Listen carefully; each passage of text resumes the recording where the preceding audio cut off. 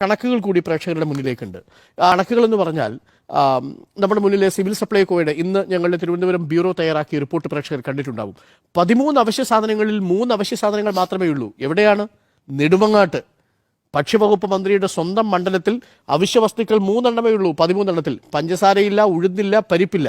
പകരം ഇതില്ലാതെ മടങ്ങുന്ന വീട്ടമ്മയോട് നമ്മൾ പറയുകയാണ്, കേരളീയത്തിലേക്ക് വരൂ, നിശാഗന്ധിയിൽ ശോഭനയുടെ ഡാൻസ് ഉണ്ട്. ഇതെങ്ങനെയാണ് എടുക്കുക എന്നുള്ളത്, എങ്ങനെയാണ് ഒരു സാധാരണ മലയാളി എടുക്കുക എന്നുള്ളത് വളരെ പ്രധാനപ്പെട്ട പ്രശ്നമാണ്. മറ്റൊരു ഭാഗത്ത് RC ബുക്കിൻ്റെ കാര്യം നേരത്തെ ഡിജോ കാപ്പൻ പറഞ്ഞു.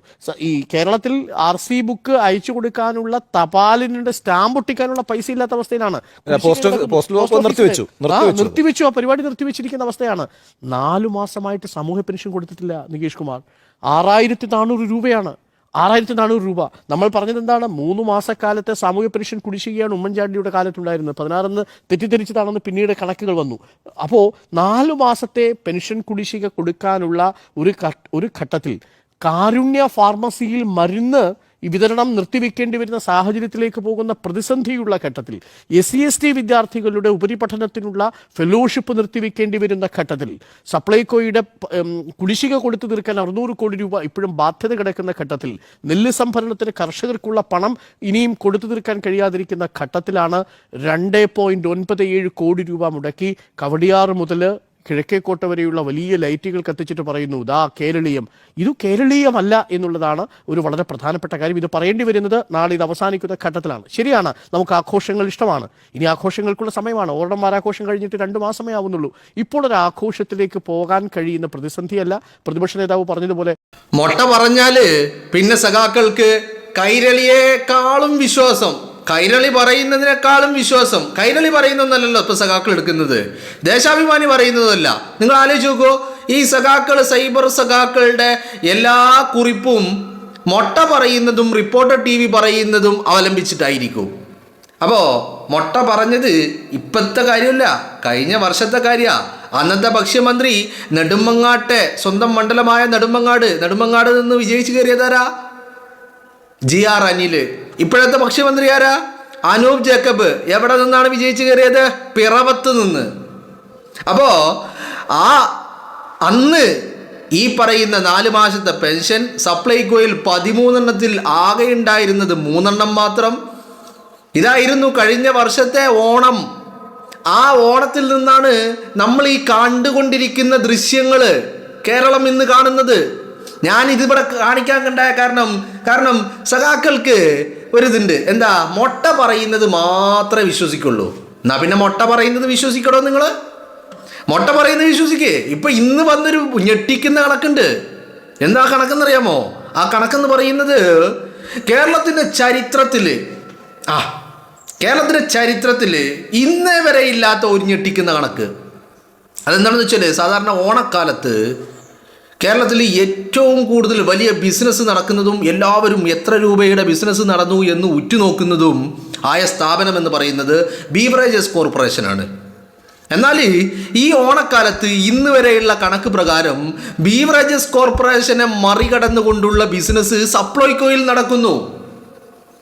അപ്പോൾ ബീവറേജസ് കോർപ്പറേഷനെ മറികടന്നുകൊണ്ടുള്ള ഒരു കച്ചവടം സപ്ലൈകോയിൽ നടക്കണമെങ്കിൽ ആലോചിക്കണം, സപ്ലൈകോയിൽ സാധനം ഇല്ലാതെയാണോ ഈ കച്ചവടം നടക്കുന്നത്? അതും ഒരു ഔട്ട്ലെറ്റിൽ സാധനം ഉണ്ടായ ഈ കച്ചവടം നടക്കുമോ? കേരളത്തിൽ ആകമാനമാണ്. അപ്പം എന്താണ് നമ്മൾ കാണുന്നത് ഇന്ന്? അതാണ് ഇന്നലെ, കഴിഞ്ഞ ദിവസവും ഇന്നലെ ഇപ്പോൾ മനോരമയുടെ കോൺക്ലേവിൽ സതീശൻ പറഞ്ഞ വാക്കുകൾ, അത് പണി അറിയുന്നവൻ്റെ. ഇപ്പം കല്ലുണ്ടായിട്ട് കാര്യമില്ല, എറിയാൻ അറിയണം, ഉന്നുണ്ടാകണം. ഇപ്പം എറിയാൻ അറിയുന്ന, അടിക്കാൻ കഴിയുന്നവൻ്റെ കയ്യിൽ വടി കൊടുത്തതുപോലെ എന്ന് പറയാറില്ല, അതുപോലെ കല്ല് കിട്ടിയാൽ മാത്രം പോരടോ, ഉന്നം വേണം, ലക്ഷ്യത്തേക്ക് എറിയാൻ അറിയണം, അതിന് സാധിക്കണം. അപ്പോൾ കിട്ടിയത് സതീശൻ്റെ കയ്യിലാണ്. സതീശൻ അത് അങ്ങോട്ട് ഉപയോഗപ്പെടുത്തി. നമ്മൾ ഇന്നലെ ഞാൻ പറഞ്ഞൊരു വാക്കുണ്ട്, അത് വളരെ കൃത്യമാകുകയാണ്. കാരണം സപ്ലൈകോയുടെ ഔട്ട്ലെറ്റിൽ ഈ വരുന്ന ബിസിനസ്സിൻ്റെ കണക്കുകൾ നമ്മളോട് പറയുന്നത് കേരളത്തിൽ സതീശൻ, ഈ പറയുന്ന UDF ഗവൺമെൻറ്, ബഹുമാനപ്പെട്ട മുഖ്യമന്ത്രി, ബഹുമാനപ്പെട്ട ധനകാര്യമന്ത്രി വി സതീശൻ, ആ ഗവൺമെൻറ് നൽകിയ ഉത്സവ ഭത്തകൾ, ബോണസുകൾ, അലവൻസുകൾ, പെൻഷനുകൾ എല്ലാം തിരിച്ച് ആ കൊടുത്തതൊക്കെ ഇപ്പം തിരിച്ച് ഖജനാവിലേക്ക് എത്തി. ഇനി കുറച്ച് ആളുകൾ കൂടി ബാക്കിയുണ്ട്. അവരതും ഈ പറയുന്ന തിരുവോണത്തിന് മുമ്പായിട്ട് ഇതൊക്കെ തിരിച്ച് ഖജനാവിലേക്ക് എത്തും. മനസ്സിലായില്ലേ? സ്ട്രാറ്റജി എന്ന് പറഞ്ഞാൽ പണി അറിയണല്ലോ, വെറുതെ അവിടെ ഇരുന്നിട്ട് കാര്യമില്ല. ഇപ്പം ഇന്നലെ പിണറായി വിജയൻ്റെ ഒക്കെ ഞാനിങ്ങനെ ആലോചിക്കുക, ആ ചങ്ങാതിക്ക് ഒരു ഉളുപ്പുണ്ടായിരുന്നെങ്കിൽ ഇന്നലെ പിണറായി വിജയൻ വാർത്താ സമ്മേളനം നടത്തിയിട്ട് പറയാ സപ്ലൈകോയിൽ സാധനമില്ല. ആലോചിക്കണം, കേരളത്തിൻ്റെ ചരിത്രത്തിൽ ഒരു ഓണ സീസണിലും സപ്ലൈകോയിൽ ഈ പറയുന്ന 300 കോടിയുടെ വിറ്റുവരവുണ്ടായിട്ടില്ല. സാധനം ഇല്ലാതെയാണ് ഈ വിറ്റുവരവുണ്ടാകുന്നത്. സാധനം ഇല്ലെങ്കിൽ എങ്ങനെയാണോ 300 കോടി രൂപയുടെ വിറ്റുവരവുണ്ടാകുന്നത്? സപ്ലൈകോയിൽ 300 കോടി രൂപയുടെ വിറ്റുവരവ് നമ്മൾ ഈ സംസാരിക്കുന്ന നിമിഷം വരെ. ഇന്ന് പിണറായി വിജയൻ ഇന്നലെ വാർത്താ സമ്മേളനം നടത്തിയിട്ട് പറയാ സപ്ലൈകോയിൽ സാധനമില്ല. പിന്നെ പിണറായി വിജയൻ പറയാണ് സ്കൂൾ വിദ്യാർത്ഥികൾക്ക് 5 കിലോ അരി ഉണ്ടായിരുന്നത് 4 കിലോ ആക്കി. ഞാനിങ്ങനെ അതിങ്ങനെ കേട്ടപ്പെട്ടല്ലോ. ഇതേ പിണറായി വിജയൻ ഗവൺമെന്റ് കഴിഞ്ഞ വർഷം 4 കിലോ അരിയാ കൊടുത്തത്. എന്നിട്ട് പറയാണ് 5 കിലോ കൊടുത്തിരുന്നത് 4 കിലോ ആക്കിയെന്ന്. ഇത് 5 കിലോ കൊടുത്തിട്ടില്ല കഴിഞ്ഞ വർഷം പിണറായി വിജയൻ ഗവൺമെന്റ് 4 കിലോ കൊടുത്തത് എന്നതിന് തെളിവുകൾ അങ്ങനെ കിടക്കാണ്. എന്നിട്ടും പച്ച നുണ വിളിച്ച് പറയാൻ ഒരു ഉളുപ്പെന്ന് പറയുന്നത്, മനസ്സിലായില്ലേ? ഒരു ഉളുപ്പെന്ന് പറയുന്നത് തൊട്ട് തീണ്ടിയിട്ടില്ലാത്ത ഒരു ചങ്ങായി. എന്നിട്ട് പറയുന്നത് എന്താ? എൻ്റെ കൈ ശുദ്ധ. കാട്ട് മുടിച്ച് നക്കിയിട്ട് പറയാ എൻ്റെ കൈ ശുദ്ധ. ഏത് മോന്തമ്മ എഴുതി വെച്ചിട്ടുണ്ട് കള്ളനാണെന്ന്. എന്നിട്ട് പറയാണ് എൻ്റെ കൈ ശുദ്ധ. ഞാൻ അതവിടെ നിൽക്കട്ടെ, ആ വിഷയത്തിലേക്ക് പോകുന്നില്ല. അപ്പോൾ വളരെ കൃത്യമായിട്ട് ഇപ്പം ഇന്നിപ്പോൾ ഞാൻ സംസാരിച്ച് കൊണ്ടിരിക്കുന്നതിൻ്റെ നിമിഷങ്ങൾക്ക് മുമ്പ് വന്നൊരു വാർത്തയുണ്ട്. പ്രവാസി ക്ഷേമ പെൻഷന് കുടിശ്ശിക അടക്കം കൊടുത്തു തീർക്കാൻ വേണ്ടി 32 കോടി ഓൾറെഡി ഗവൺമെൻറ് അനുവദിച്ചു കഴിഞ്ഞു. നാളത്തെ ദിവസം ഇവരുടെ ബാങ്ക് അക്കൗണ്ടുകളിൽ ക്രെഡിറ്റ് ആകും. ഓണത്തിന് മുൻപേ പ്രവാസി ക്ഷേമ പെൻഷൻ ഇപ്പം കൊടുക്കാൻ ഇനി ഒന്നും ബാക്കിയില്ല. എല്ലാവരതും കൊടുത്തു. എല്ലാവരുടേതും കൊടുത്തു എന്ന് പറഞ്ഞാൽ എല്ലാവരുടേതെന്ന് പറഞ്ഞാൽ ഇതുവരെ കൊടുക്കാത്ത ആളുകൾക്കും ബോണസും അലവൻസും ഭത്തയും പെൻഷനും എല്ലാം കൊടുത്തു. കേരളത്തിൻ്റെ ചരിത്രത്തിലില്ലായിട്ടില്ല ഇങ്ങനെ ഒരു ഓണക്കാലം. സർക്കാർ അങ്ങനെ ചേർത്ത് പിടിച്ച ഒരു ഓണക്കാലം.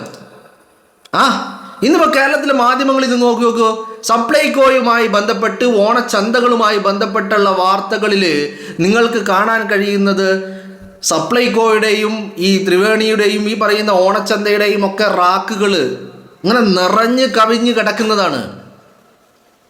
എവിടുന്നാണ് ഈ സാധനം വന്നത്? വളരെ കൃത്യമായിട്ട് ഒരൊറ്റ കാര്യമല്ലേ ചമി. ഇപ്പം 300 കോടിയുടെ വിറ്റുവരവ് നമ്മൾ സംസാരിക്കുന്ന നിമിഷം, ഇപ്പം ഞാൻ ആ വാർത്ത കേട്ടിട്ടാണ് നിങ്ങളോട് സംസാരിക്കുന്നത്. ആ നിമിഷം വരെ 300 കോടി രൂപയുടെ വിറ്റുവരവുണ്ടെങ്കിൽ ആലോചിക്കണം. 300 കോടി രൂപയുടെ, ഇത് സ്വർണം വിറ്റിട്ടല്ല 300 കോടി രൂപയുടെ വിറ്റുവരവ്. അരി, പഞ്ചസാര പറയുന്ന വെളിച്ചെണ്ണ എന്ന് പറഞ്ഞ മുളക് വല്ലി എന്ന് പറഞ്ഞ സാധനങ്ങൾ വിറ്റിട്ടാ, അതും സബ്സിഡി റേറ്റിൽ. അപ്പം ആലോചിച്ച് നോക്കണം, ഇത്രയും സാധനങ്ങൾ വിൽക്കാനുണ്ടായെങ്കിലല്ലേ 300 കോടി രൂപ വിറ്റുവരവ് ഉണ്ടാവുള്ളൂ. അപ്പം അത്രയും സാധനങ്ങൾ ഉണ്ടായിട്ടുണ്ട്. എന്നിട്ട് പിണറായി വിജയൻ പറയാണ് സപ്ലൈകോയിൽ സാധനമില്ല. പിണറായി വിജയൻ പറയാണ് ഈ പറയുന്ന 5 കിലോ അരി കൊടുത്തത് 4 കിലോ ആക്കി. ഏത് കൈരളിക്കാരൻ കൊടുത്ത വാർത്ത ശിവൻകുട്ടിയുടെ സോഷ്യൽ മീഡിയ ഹാൻഡിലിൽ ഇപ്പോഴും കിടക്കുകയാണ്. 2025 ഓഗസ്റ്റ് 20 ശിവൻകുട്ടി തൻ്റെ സോഷ്യൽ മീഡിയയിൽ പങ്കുവെച്ച ഫേസ്ബുക്ക് കുറിപ്പിൽ ശിവൻകുട്ടി അത് വ്യക്തമായി പറയുന്നുണ്ട്. എന്ത് ഈ പറയുന്ന എത്ര വിദ്യാർത്ഥികൾക്കാണ് കൊടുക്കുന്നത്, എത്രയാണ് കൊടുക്കുന്നത് എന്നുള്ള കാര്യമൊക്കെ ശിവൻകുട്ടി വളരെ ക്ലിയർ ആയിട്ട് പറയാണ്, കട്ടൻ ക്ലിയർ ആയിട്ട്. അപ്പോൾ നിങ്ങളൊന്ന് ആലോചിച്ച് നോക്കണം, ഇതൊക്കെ കൊടുത്തിട്ട് 2025 ഓഗസ്റ്റ് 20 ഓണത്തിന് സ്കൂൾ ഉച്ചഭക്ഷണ പദ്ധതിയുടെ ഗുണഭോക്താക്കളായ എല്ലാ വിദ്യാർത്ഥികൾക്കും 4 കിലോഗ്രാം അരി വീതം വിതരണം ചെയ്യും. പ്രീ പ്രൈമറി മുതൽ 8ാം ക്ലാസ് വരെയുള്ള 24,77,337 കുട്ടികൾക്കാണ് ഇതിൻ്റെ പ്രയോജനം ലഭിക്കുക. 2025 ഓഗസ്റ്റ് 20 ശിവൻകുട്ടി കുറിച്ചതാ. എന്നിട്ട് പിണറായി വിജയൻ പറയുന്നത് 5 കിലോ കൊടുത്തത് UDF ഗവൺമെൻറ് 4 കിലോ ആക്കി. സപ്ലൈകോയിലൊന്നും സാധനമില്ല. ഇല്ലാത്ത സപ്ലൈകോയിൽ സാധനം ഇല്ലെങ്കിൽ എങ്ങനെയാണോ പോയത്തക്കാരായി 300 കോടി രൂപയുടെ കച്ചവടം നടത്തുന്നത്? ഇപ്പം എപ്പോഴാണ് ഇത് ഉണ്ടായിരുന്നത്? ഇപ്പം നിങ്ങൾ നോക്കൂ, ഇപ്പൊ മൊട്ടാരുൺ ഇത് സഖാക്കളുടെ ഈ ഡാറ്റാ ബേസ് എന്ന് പറയുന്ന അല്ലെങ്കിൽ സെർവർ എന്ന് പറയുന്ന മൊട്ടാരുൺ പറഞ്ഞത് നിങ്ങൾ കേട്ടില്ലേ? കഴിഞ്ഞ ഓണക്കാലത്ത് എന്തായിരുന്നു കേരളത്തിന്റെ സ്ഥിതി എന്നുള്ളതാണ് മൊട്ടാരുൺ പറയുന്നത്. അപ്പൊ ആലോചിച്ച് നോക്ക്. എന്നിട്ടും വ്യാജ പ്രചരണങ്ങൾക്ക് ഒരു കുറവുമില്ല. സഖാക്കൾ വ്യാജ കാർഡുകൾ അങ്ങനെ ഉണ്ടാക്കി വിട്ടുകൊണ്ടിരിക്കുക. എന്തേ കാരണം ഇതൊന്നും കണ്ടിട്ട് സഹിക്കാൻ പറ്റുന്നില്ലെന്നേ. കാരണം ഇത് സഖാക്കൾ ഇങ്ങനെ മാറി നിന്ന് ഇതൊക്കെ കാണുമ്പോൾ ഇങ്ങനെ ആലോചിക്കുക, അല്ലടോ ചങ്ങായി, ഈ സതീശന് മാത്രം എവിടുന്ന ഈ ബുദ്ധിയൊക്കെ കിട്ടുന്നത്? നമ്മളെ മുഖ്യമന്ത്രിയും 10 കൊല്ലം ഓണക്കാലത്ത് 10 ഓണക്കാലത്ത് അവിടെ മുഖ്യമന്ത്രി കസേരയിലുണ്ടായല്ലോ. പിണറായി വിജയൻ ഇങ്ങനത്തെ ഒരു ബുദ്ധിയൊന്നും ഉണ്ടായിരുന്നില്ലല്ലോ. സതീശന് മാത്രം എവിടുന്ന ഈ ബുദ്ധി വരുന്നതെന്നാണ് ഇവരുടെ ഗ്രൂപ്പുകളിൽ ചർച്ച ചെയ്യുന്നത്.